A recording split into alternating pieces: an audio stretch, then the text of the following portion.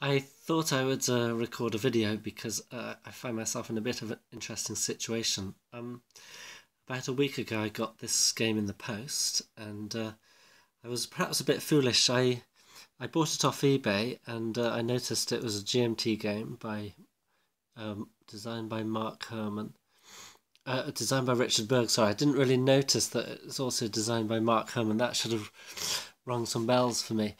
And I thought, excellent. The description on eBay was just like, it's a tactical level game. I thought, wonderful, Musket and Pipe era tactical level game.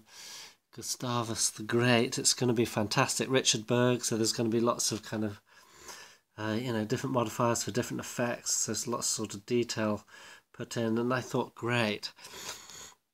I got the game and I opened the box and I started looking at it, and I saw things like, okay, small arms, fire table.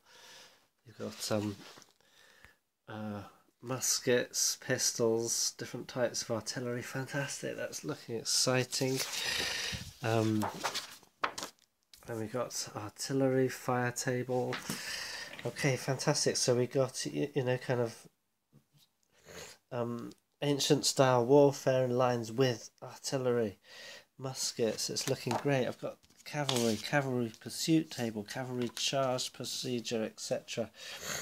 And then we got to this shock superiority chart, strength ratio, different shock combat, and I thought, oh no, and then I checked again and it's great battles of history.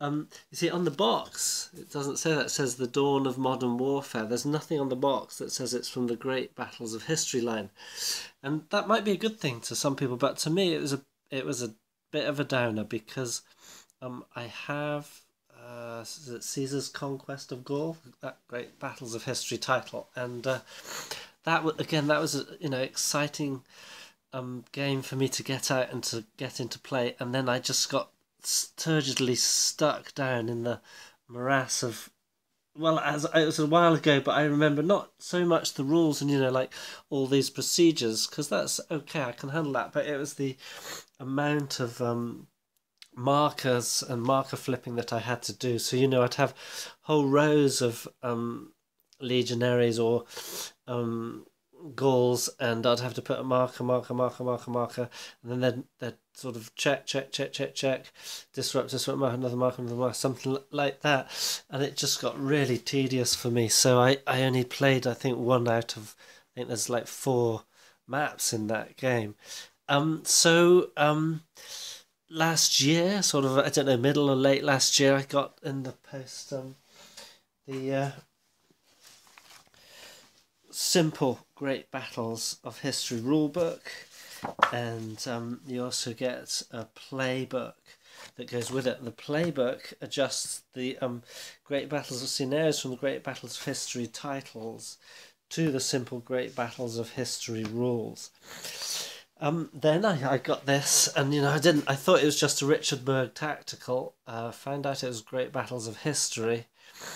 And I thought, oh well, I'll give the system another go. And you can see I'm in the middle of the Breitenfeld.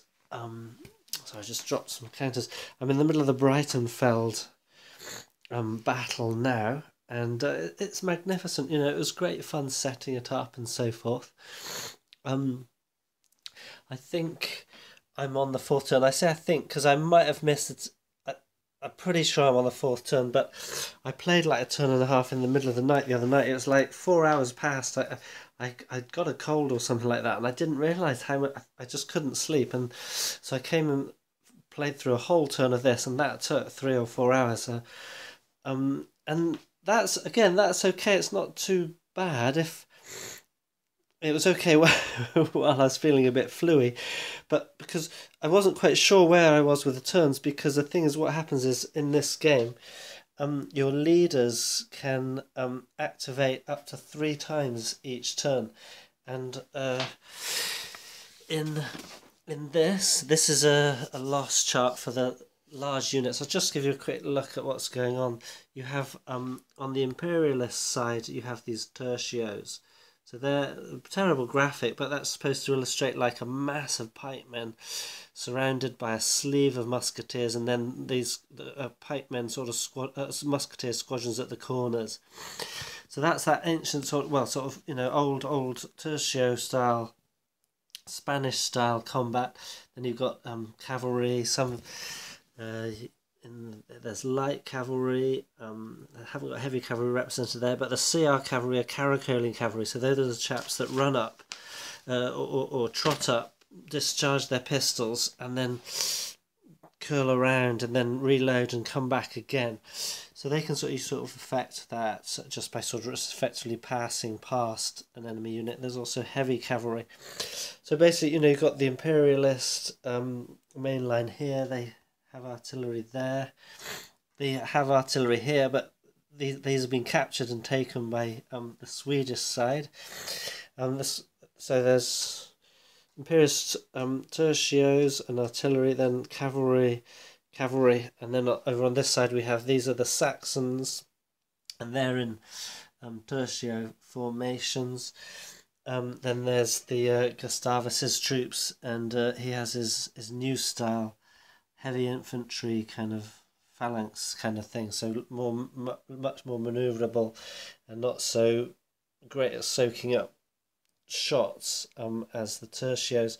Again, and lots of artillery, and then he had cavalry and the Saxons on his flank. And so I've been going through, and I just got to this point. I'm sort of halfway through this fourth turn, and my sort of fatigue has set in. It's a shame really, because lots of exciting things are happening. Like we had the capture of the artillery.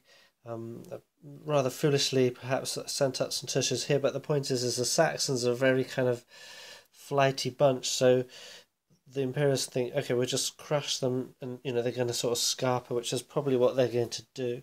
There's a bit of a flurry of cavalry action there.